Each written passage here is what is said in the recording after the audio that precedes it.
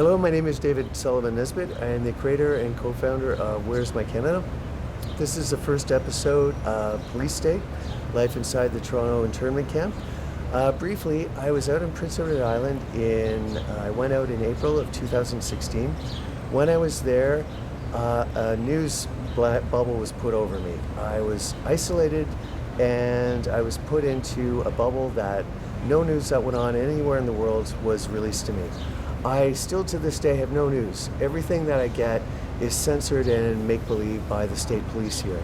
I have not been told by one person what happened to Canada officially in May of 2016. When I came back, I didn't know what was going on in Ontario or that anything had changed. I was kidnapped by the Toronto Police, by former Canadian Prime Minister Stephen Harper, by current Canadian Prime Minister Justin Trudeau, and one of the ringleaders was former Toronto Police Chief Bill Blair.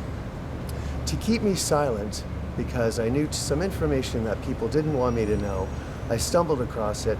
They kidnapped me on my way back to Ontario and imprisoned me in what became a province-wide concentration camp. Now that I've seen that, I've traveled all around Ontario. I know what happened myself for sure.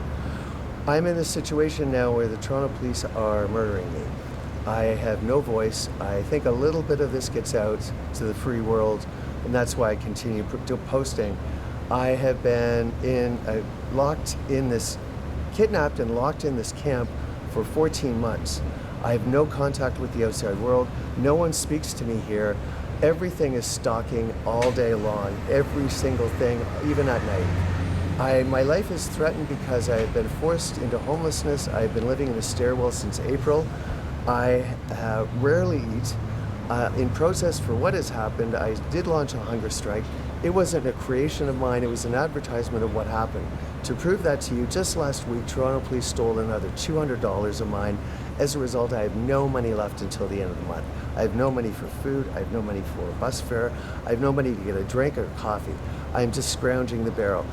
The hunger strike is an advertisement of something, it's a marketing scheme of something that's already going on. I have lost over 60 pounds already, and I wanted to show you, that's why I'm not wearing a shirt.